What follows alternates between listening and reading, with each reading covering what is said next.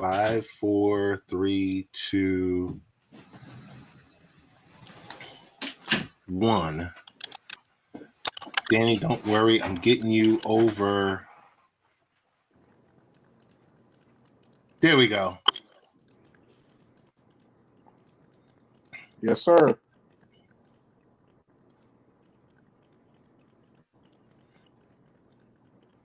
Nah, I like this one. The one with the 3-point conversion T-shirt. How do I get one? I mean, this is Ted Hicks from Late Night Parents. Ways to follow the show, latenightparents.com.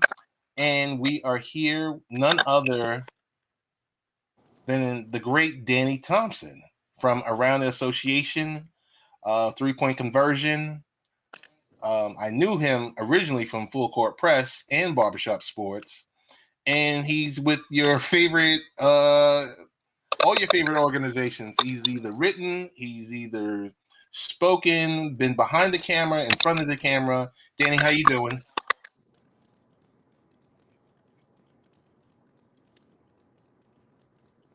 Yeah. Yeah. Danny, how are you doing? How are you dealing? How are you dealing with COVID? You know, I'm glad that I'm vaccinated. I'm glad that, we're getting back to normal. You're starting to see journalists back at press conferences inside of actual arenas. So it's making me excited for the upcoming season coming up. But we still got one more series left to go. And ironically, it's the big one. So I'm excited to get back into the real world of things, but I'm super excited about tomorrow night's finals.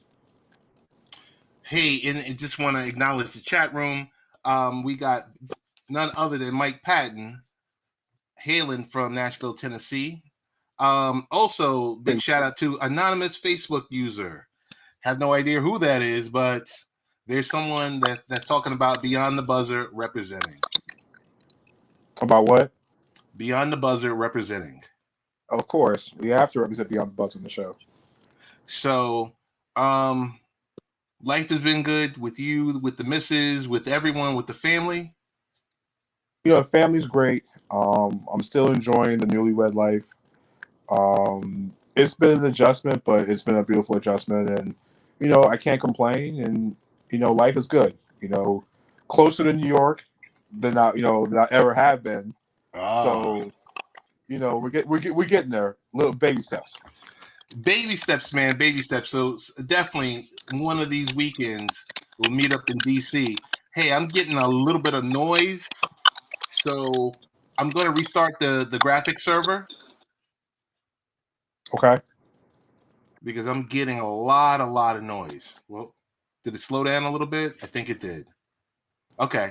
So before we get started with NBA, tell me about the 3-point conversion. I mean, it's a site, where fans matter. Started by my good friend.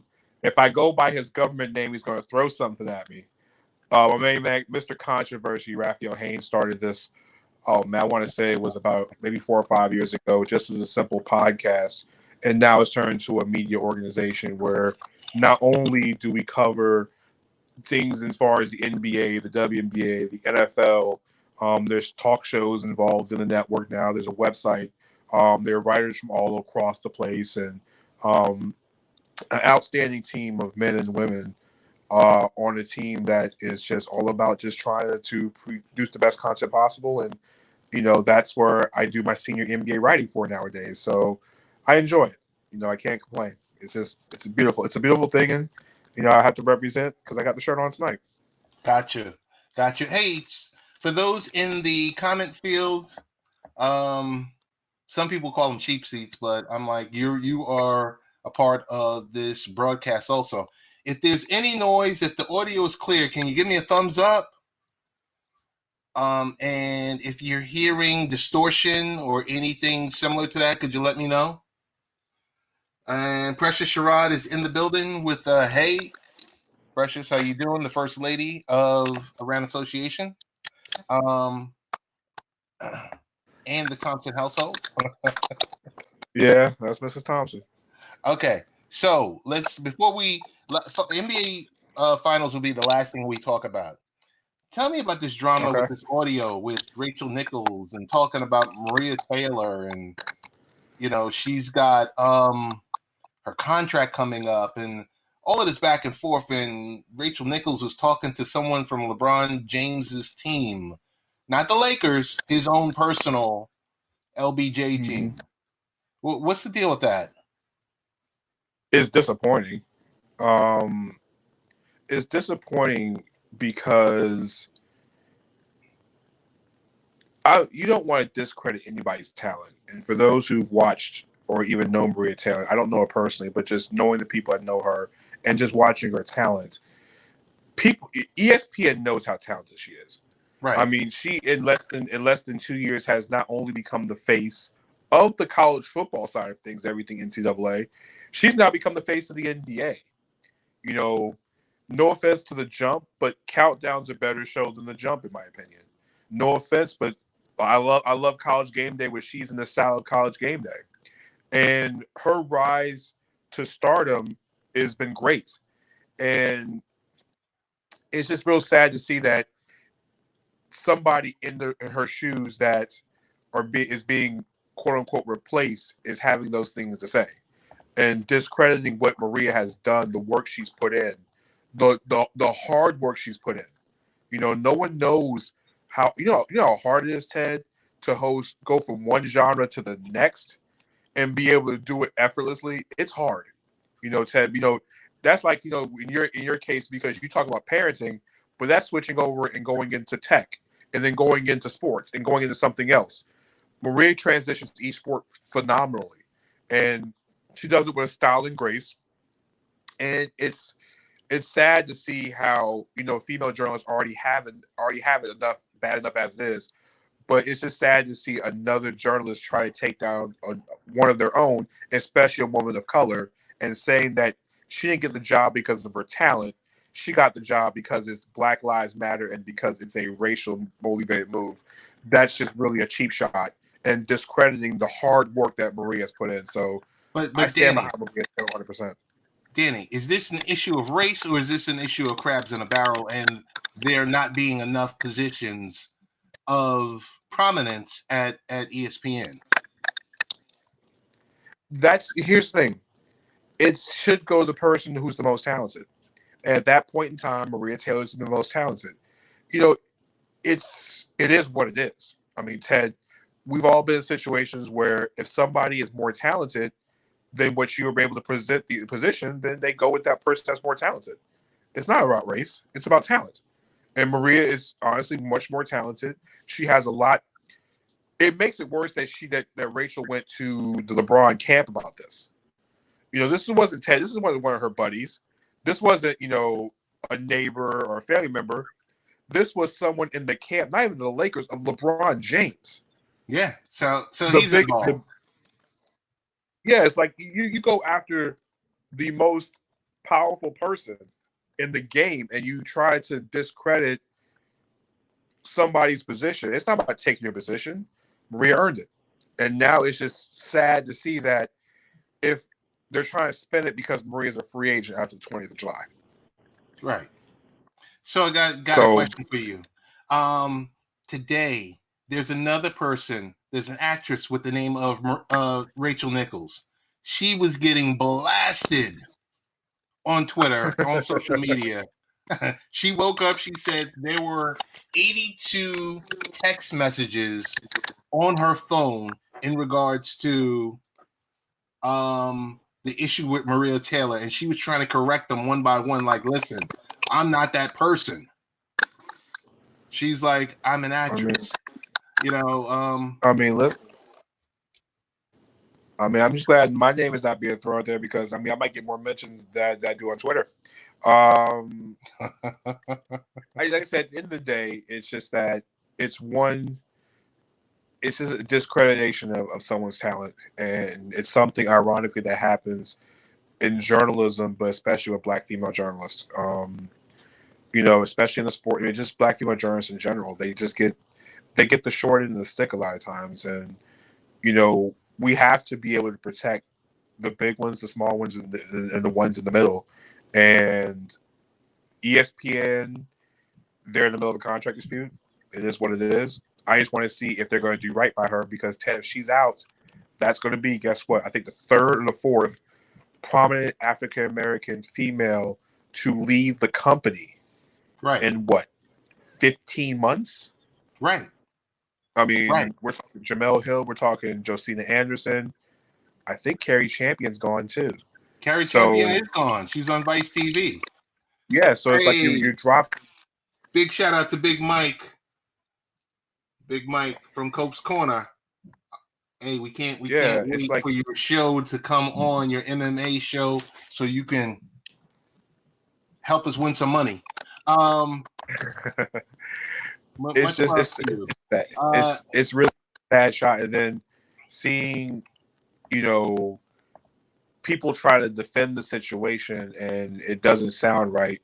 And I understand that you work with the person, but you know, it's you got to protect home first and foremost. And sometimes some people don't protect home. That's all I have to say about that. Hey, Danny, I had the pleasure many years ago attending a NASB, National Association of Black Journalists, and I'm a blogger, but we got to make sure, following what Mike Patton's lead, protect Black women reporters and journalists all together. Can we talk about the tomfoolery with Stephen Jackson? I mean, you know it's bad when Meta World Peace pulls off your big three team, what, 72 hours for the first game? He ain't pull off because no injury. Listen, I get, like I said, Stephen Jackson has his platform. Stephen Jackson is no longer with ESPN, so he can say what he wants to when he wants to. He has his own thoughts and opinions, and I have my own thoughts and opinions about that situation. And listen, you're going to defend your friend regardless. And Ted, we've seen celebrities defending their friends this week in all other platforms. Of course. Whether it's right or wrong. Right. But, I mean, I guess you protect your friend in the situation, but not to acknowledge the fact of what happened, I think is really, it burns me on that one, but it is what it is. The last word on this. I didn't hear from it. Mike Patton might have heard. He appears to have heard from it. Did you hear Rachel Nichols' apology? You mean the apology that lasted? The apology that lasted along with Giannis's free throw attempts? Yeah, I saw all 23 seconds of it. All right, let's move on. Exactly. Ted, the one last thing that Maria took longer than the apology. Maria Taylor, does she deserve Stephen A. Smith money? Yes or no? You have the final word. How many people have an MVP vote and a Heisman Trophy vote at the same time? You've answered it. Next topic. Let's go NIL. What's happening with that? Listen, you have college kids allowing to make money off themselves. Hallelujah. It's about time. You know, NIL, for those who don't know, is kids who go to college can actually make money off the likenesses. You know, we had I think it started back, going back to Ed O'Bannon at UCLA with the court case that destroyed ESPN, EA Sports college football, NCAA football on the platforms because these kids were not getting paid for their likenesses. And then you had the kid, UCF, the kicker, who gave up his college scholarship because he had a YouTube channel that was making way more money than what he was getting as a college kid. And now they can make money off the likenesses. Now it's going to be great for the sport to see kids be able to make money off themselves. The university's been doing it for years. So why can't a kid start their own clothing line?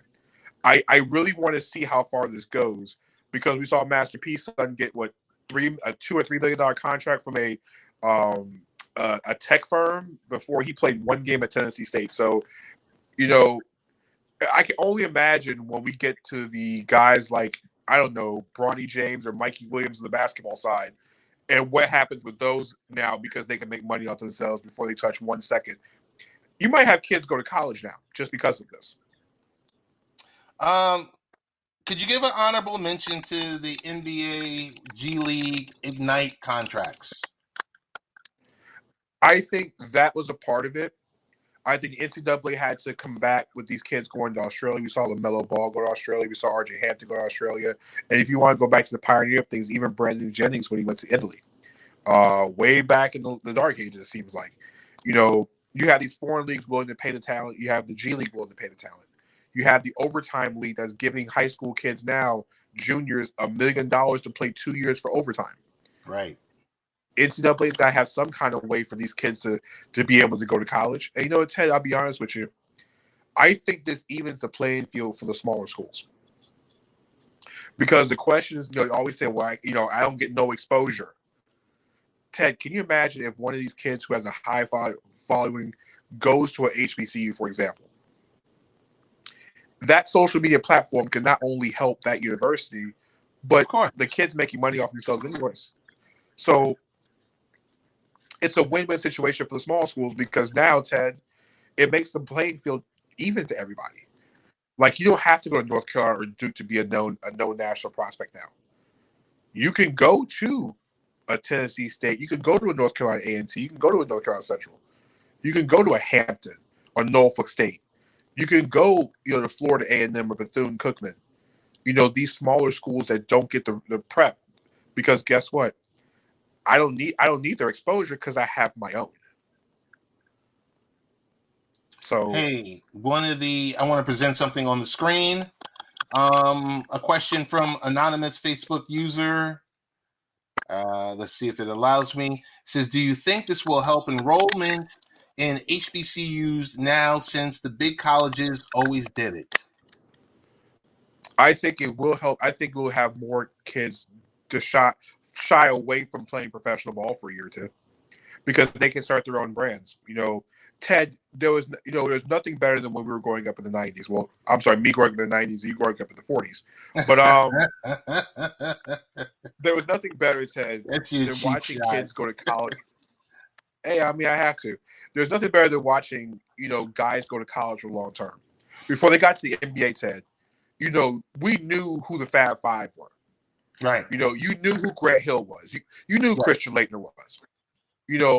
Ted, can you imagine if Shaquille O'Neal would have had this in college at LSU, or Chris Jackson, Lethal Weapon 3, but people know them because they went to college. Now, guys only go to school just for one semester because the second semester, it's already halfway through basketball season. They have no plans on playing next season anyway. So I think you can start seeing higher enrollment. You might see guys even stay longer because guess what? I can build my brand, Ted, and play and make money and not lose out on it. Hey, to go ride a bench because I got to go take care of my family. Right. Hey, I do want to mention Mike Patton mentions briefly Mikey Williams might just attend Tennessee State. They are on his list. Also, Nashville native Brandon Miller, top 20 player in the nation, is considering staying at home and going to Tennessee State also. And on the Mikey Williams front, yeah, he's considering Tennessee State. His mother graduated from Hampton as a softball player. So if any HBCU has got the inside, it'd probably either be Hampton or North Carolina Central because Lavelle Moten is very close with Mikey Williams in a different type of in a very interesting way. So I would look at those two schools. But yeah, Tennessee State and Coach Brian Penny, Coach Penny down there, they have him on his list. But I think if any HBCUs on that target list, it's Hampton because mom graduated from there. Mom was a softball star at Hampton. So if he comes to this area of the country, Ted, let me tell you, they will have to move games to the Coliseum out here. They couldn't play on campus at home. They couldn't. Hey, anonymous Facebook user says, reminds me of Blue Chips coming true. And I think this is why Coach K and other coaches are stepping away because they are losing money off kids' branding. Do you agree or do you disagree? I think guys like Coach K and Roy Williams are tired of the rigmarole of trying to have to deal with these AAU parents. Kids aren't going to school anymore just to get education. They're there for a business transaction. Right. I think like Nick Nolte did in Blue Chips. He got tired of basketball being a transactional sport. It's not a transition sport; it's a transactional sport. So I think in some ways it is like that. But also, you have to pay to play. I think Coach K is tired of it. Roy got tired of it. The change of the guard, Ted, the coaches that we remember, Ted, is going out the door because who's left? Oh, the coaches we saw or grew up with, who's left? Not many. I can't name a coach. After Roy and K, what's left? No one. Hey, I want to shift real quickly and say this. This is going to sound like a little bit of shade. Coach Cal is almost the last of the dying breed, as per Mike Patton. Yeah, but Cal has left a wake of destruction everywhere he goes. And what about Rick Pitino? Like I said, Pitino and Cal, but those have left destruction everywhere they left. I got a question for you. Coaching carousel. I'm going to name 2 coaches. I'm not throwing shade. You might throw shade. Or those daily talk shows where, Skip is on one side and Stephen A is on the other side on opposing networks. Do you have a problem with Chauncey Billups and Jason Kidd getting those prospective positions with the Trailblazers and with the Mavericks? I mean, I'm all for first-time head coaches and giving it an opportunity. So as far as Chauncey goes, I don't have the issue with Chauncey getting a head coaching job, but Jason Kidd has never impressed me. He didn't impress me in Milwaukee. He didn't impress me. He did a good job in Brooklyn, but he didn't impress me in Milwaukee. I know it's been a long time, but there are still people and there's still coaches out there who deserve their first opportunity. And I'll be honest with you, even with Chauncey Billups, he was only assistant for a year. I promise you, Sam Cassell is on line 1 waiting for a job offer. Right. Jamal Mosley has been waiting for a job offer on line 2. So there are other people that, in my opinion, should have the opportunity to be a head coach in this league before Chauncey Billups.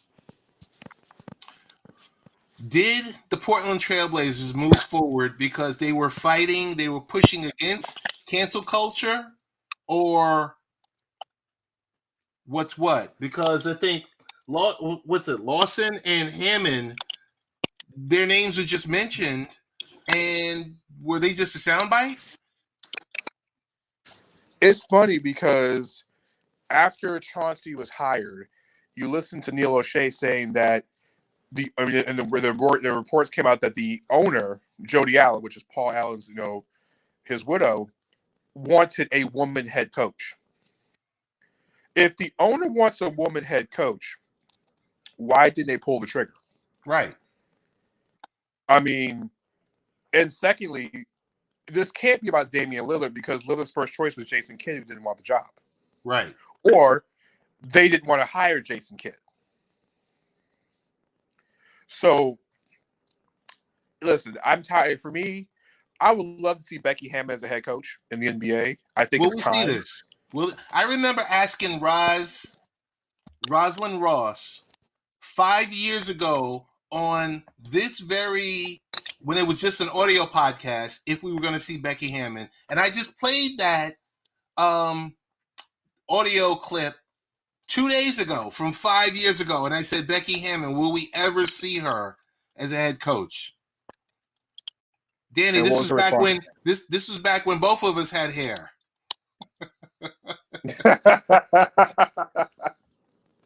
I know, the days where my fade actually looked like a fade. Yes. So what's up with that? I think Becky deserves the job. The only job I can see her getting now would be Orlando, but I don't know if I want that dumpster fire in Orlando at this current moment. You wouldn't see her in San Antonio? That team has no direction. You wouldn't see her in San Antonio as the heir apparent? I mean, that would be on top at this point, but I'm saying as far as this coaching cycle goes. Oh, because Duncan's gone. Duncan's gone, right? I'm not sure what Tim is doing, but he wouldn't be the first one in line. I think that'd be Antonio Messina, the longtime assistant, would be the first one in line. Ime Udoka is now with the Celtics. He was under Pop for a long time. I can't see if the Spurs hire Brett Brown over Becky Hammon, they burn the building down. But we know Brett Brown's part of the Spurs tree. Right. I think if Becky, the only job there's only 3 jobs left on this cycle. We're looking at Washington, New Orleans, Orlando. If I'm Becky, do I want the Orlando job? And that place is a mess. I don't know if Washington's the right fit for her because of Beal and Westbrook. Not to say she couldn't control either of those two, but it's the NBA is a superstar-driven league, and you want your head coach to have some kind of relationship. And I'm not saying Becky couldn't do it. And then there's New Orleans, and I don't want Becky to be Zion's third head coach in 3 years. It's not fair to her. Her job be trying to take Zion. So this is the best. The best place for her was Portland or Indiana, but unfortunately she couldn't get there. But like I said, I want to see her, and I think we see her in the next 2 years. Okay, I'm gonna hold you to that because in 2 years, I'm sure you hopefully if you haven't hit it super big, you will still come on this live stream on the broadcast and chop it up. Hey, we're running out of time, so there were a couple of shots at us talking about we could have hair if we had those aerosol spray cans that sprayed it in black on top of our hair like that. The Beijing. The Beijing. I mean, listen. You know what? That's another podcast for another day. We'll discuss that another podcast about Beijing. But we'll talk Beijing and we'll talk about being follically challenged. And big shout out to Tony D. Tony D. What's going on? This was another recording. You thought this was another recording? No, just something impromptu with the great Danny Thompson. I mean, I had to hound him, Tony, to get him up here. Multiple calls. I sent smoke signals. I had to call the missus.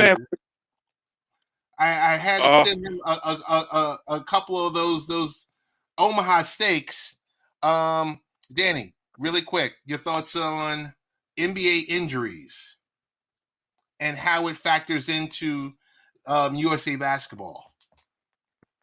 Well, with this year's crop of USA basketball, I think the condensed season of next year kind of took away from who's playing, but also these guys are tired.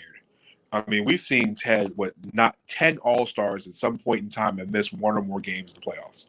It's been a record for All-Stars missing games in a single playoff year. And we got Giannis, who's doubtful for game one of the finals. So I think injuries are taking a toll on a lot of these guys. I think even in the beginning of next season, with us having a short summer and a short offseason, guys have to look into that. And the other part of Team USA is what hurts Team USA the most is on the front line, everybody's a free agent. Everybody who has the ability to play on the front court is mostly a free agent. Do you honestly think that Jerry Colangelo really wanted to go Kevin Love? No, he didn't want to go Kevin Love. They had to go find Jeremy Grant because the available list of bigs, Ted, let's be honest. You have Julius Randle, who's waiting on his contract for the Knicks, John Collins, who's going to get paid by the Hawks, Jarrett Allen, who's going to get paid by, I think, Cleveland. Those three guys are already off your board. Mitchell Robinson's hurt. Miles Turner is hurt. So, Ted, that's 5 bigs already gone that you already have eligible. Zion wasn't going to play. So, what other bigs do you have? We had to go the Draymond Green route. We had to go the Bam Adebayo route.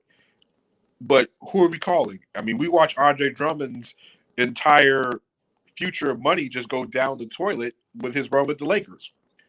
We call it DeMarcus Cousins, the guy that couldn't get off the bench for the majority of the playoffs. Hassan Whiteside, Ted, we can go on and on about the potential guys they could have called, but none of those are going to make a change to USA basketball. So we got to start getting these, start growing some big men in the laboratory because we got plenty of guards out there. Danny, who's going to opt out at the end of the season? Well, Chris Paul has already opted out. He left $44 million on the table with the Phoenix Suns, looking for a big contract extension. My good friend Kurt Heelan from NBC Sports had said yesterday, Chris Paul gets hurt by a rule that changed in the CBA. As you remember, the over 36 rule got changed to the over 38 rule. Right. Guys can't sign long-term contracts past 38. Chris Paul is now 36, going on 37 years old, so that 4-year deal that the Knicks could offer him, they can't do it. So I expect Chris Paul to opt out. But I think the Suns after this, if they let him go, would just be flat out asinine. I see him signing for $100 million for 3 years, kind of the Al Horford deal with the Suns. And Kawhi Leonard, another guy that everybody expected to opt out. I don't think he opts out now because we don't know what's wrong with his knee. The word is it could be an ACL injury. If it's an ACL injury, he's pretty much gone. So you might as well go ahead and collect that check because of his injury history and how he responds to injuries. There's no way he opts out in this market. He just has to wait till the following summer where everybody's got money. So tell me this much. Let's talk NBA Finals really quick. We're at the 30-minute mark, so I'm going to ask you keys to winning for the Bucks, keys to winning for the Suns, and who's your overall pick and how many games?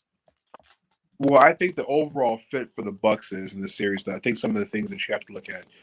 Key number one is the health of Giannis. Just Giannis at this point. It's late. I think Giannis' health is the most important thing because if he's doubtful for game one and doesn't play, if the Bucks can somehow split on the road, I think that makes things easier for Giannis to return. I think you play him the same way that you did in the Atlanta series. If he sits out game one, you rest him, and if you win, you don't see him until game three, which will be Sunday night in Milwaukee. So with a Tuesday, Thursday, with game three on Sunday, you give Giannis almost an additional week to rest a hyperextended knee, which is a hard injury to come back from. So I will say this: there's two keys. If Giannis is playing, the most important thing is Giannis has to be able to get to the rim and wait for contact. I expect to see what Phoenix. I expect them to find ways to get Chris Middleton involved. I really think Drew Holiday is going to have to step up more on offense, and play a bigger role in the offensive end, kind of the same way he did against Trae Young and doing both ends. So I think the key player for the series will be the player Bobby Portis. If Portis gets off that bench and plays like he did against the Atlanta series, I think it will cause problems, especially for the Suns off the bench. Now, from the Suns' perspective, listen, Chris Paul's healthy. Devin Booker had a chance to get his nose feeling better. DeAndre Ayton has had great playoffs. As Chris Paul says, he's going to play to make sure he breaks the bank. The key in this series for Phoenix is the play of Mikal Bridges and the play of Cam Johnson. Cam Johnson's the shooter, Mikal Bridges is the defender. Bridges has to be able to guard Chris Middleton throughout the series, and Cam Johnson's going to have to keep shooting well. Cameron Payne's going to have to play well. So really, all the entire Suns bench has to outplay the Bucks bench in the series. I do expect Monty Williams to outcoach Mike Budenholzer in the series. For some reason, Coach Bud doesn't do well with adjustments. He hasn't done well with adjustments a lot in this playoff series, in the playoffs at all, or even through his playoff history, his playoff career history. So I like what Phoenix can do in this series. They're going to have to get some help from the bigs off the bench, and honestly, I want them to get Brook Lopez in foul trouble, just so that they would have to play Bobby Portis at center instead of Bobby Portis at power forward. And to answer your question, who would I have winning the series? You'll have to wait for around the association for me to tell you the answer to that question, Ted. So you'll have to wait till tomorrow. Okay, Danny, we're in overtime right now, and we're running out of time. We got like 90 seconds. Tell us, where can we find your work? Where can we hear you speaking? Where can we hear you interviewing people? And what's going on in your world? Check me out at threepointconversion.com, where I go check out my NBA work, my WNBA work as well too, covering the Charlotte Hornets and the Phoenix Mercury on a daily basis for the site. Also check out the Around the Association podcast, which will be starting after Game 1 tomorrow night of the NBA Finals. We'll break everything down, what you watched on television last night. For Game 1, you'll see me on Tuesday after Game 1, Game 2 on Thursday. As well as throughout this entire playoff series. Check out Beyond the Buzzer, myself and Kyle Nash, on Thursday nights on Zingo Television Channel 198. But as far as Around the Association, check it out on Facebook, on YouTube. 10 minutes after Game 1 of the finals tomorrow night. So I can't wait to do it. I did this last year, the last couple years of the finals. It's fun. a chance to go over the game and just interact with folks because we want something to talk about. And I don't care. It's the finals. You don't have to like Phoenix. You don't have to like Milwaukee, but we're gonna either Chris Paul's legacy will change, or Giannis will take that step into the greatness that he should get. And somebody's gonna lose a monkey. So can't wait, Ted. Like I said, great to do your show tonight. Like I said, to talk you're the first place I talked finals with anybody. So that should tell you something. I feel love. I do feel the love. Hey, we're in double overtime right now, Danny. So we're gonna get on out of here. You tell the missus I said thank you. I want to thank you personally. I want to thank the people in the chat. Tony D, Big Mike Patton, anonymous Facebook user 1 and 2, and my man the real Mike from Cope's Corner. Want to also give him a shout out. Big shout out to Haps TV and everywhere you can listen to our audio podcast and also see us on YouTube and Facebook and all the above. Really excited tomorrow, Danny, about your post-game breakdown of the NBA Finals. I will be there watching, and I will be in the cheap seats tomorrow commenting as I usually am on Thursday nights when you and Kyle and Bobby rip it up with Beyond the Buzzer. Thank you. God bless. And